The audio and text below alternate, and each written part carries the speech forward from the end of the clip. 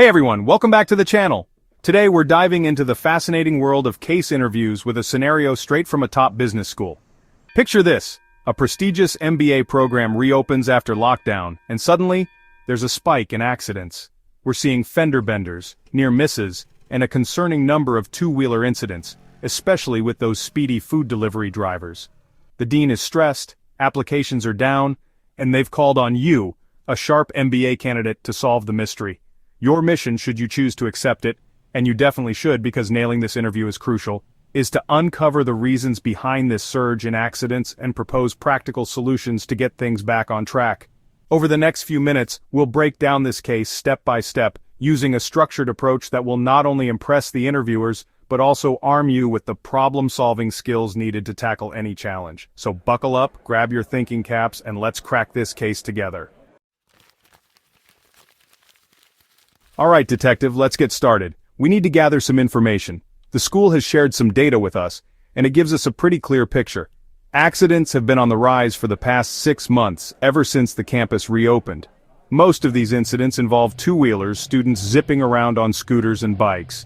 And the common thread in many of these mishaps? You guessed it, delivery vehicles. Think of this initial stage like piecing together a puzzle.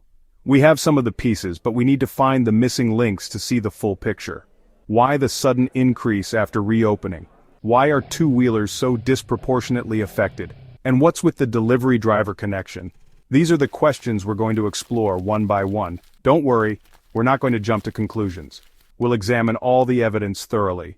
Remember, in a case interview, it's better to take your time and show a methodical thought process than to rush to solutions without fully understanding the problem. So, keep that analytical brain engaged, because things are about to get interesting as we break down the problem into bite-sized, manageable chunks.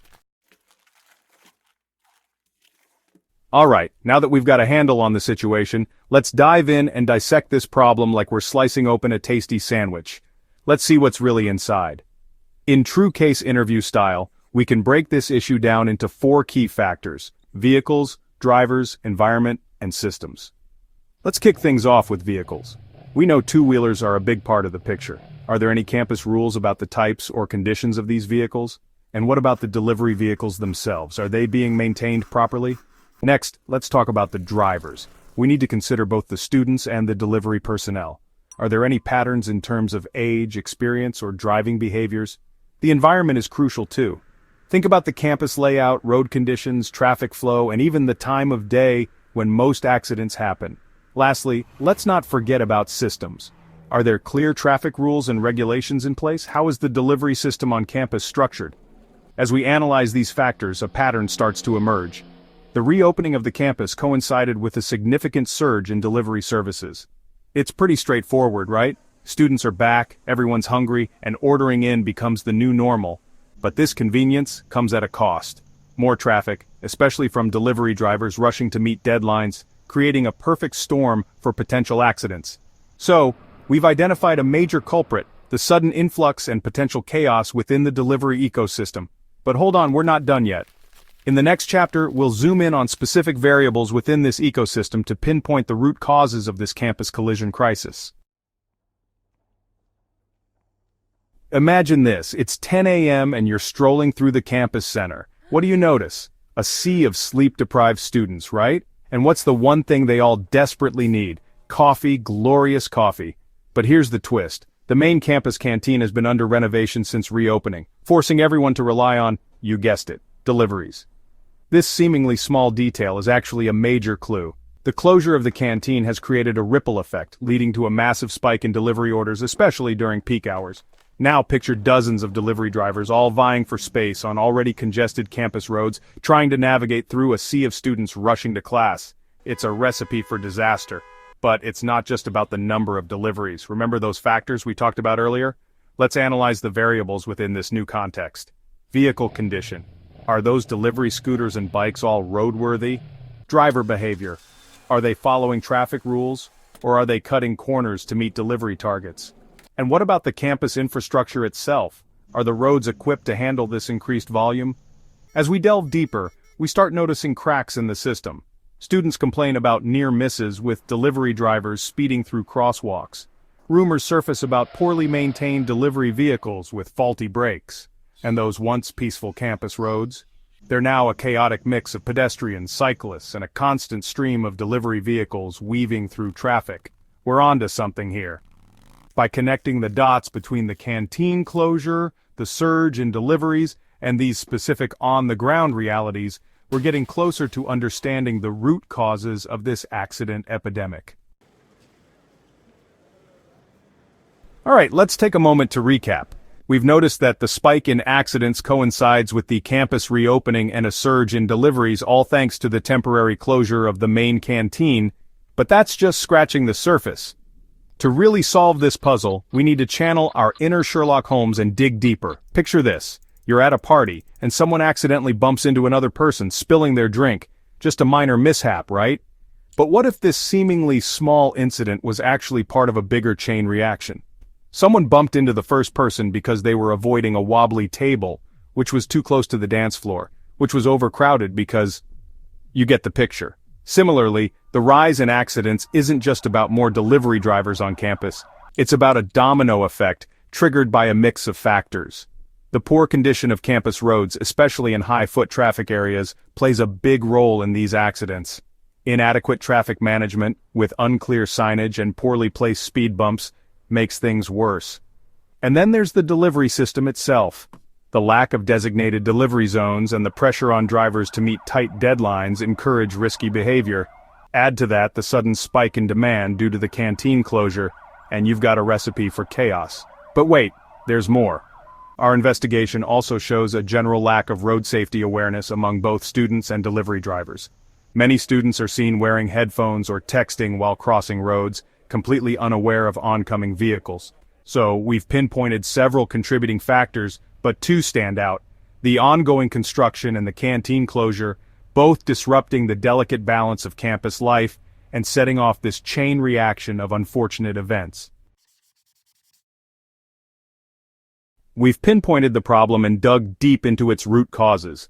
Now let's roll up our sleeves and brainstorm some actionable solutions together. Remember, a top-notch consultant doesn't just identify issues, they provide practical and feasible recommendations. First up, the campus needs to tackle its infrastructure problems. Fixing damaged roads, creating clearly marked crosswalks, and adding traffic calming measures in busy areas are essential steps. This might mean rerouting traffic, setting up dedicated bike lanes, or investing in better street lighting. Next, improving traffic management is a must. This could involve deploying traffic marshals during peak hours, introducing stricter penalties for traffic violations, or even setting time-bound restrictions on delivery vehicles in pedestrian-heavy zones. We also need to manage the booming delivery ecosystem, collaborating with delivery companies to establish designated delivery zones, promote responsible driving, and ensure regular vehicle maintenance would significantly boost safety. But let's not forget the canteen issue. Addressing the root cause of the delivery surge is crucial. This could mean speeding up canteen renovations, setting up temporary food stalls, or even partnering with local businesses to offer discounted meals on campus, thereby reducing the need for deliveries. Finally, let's not overlook the human element. Implementing mandatory road safety awareness programs for both students and delivery drivers can make a big difference.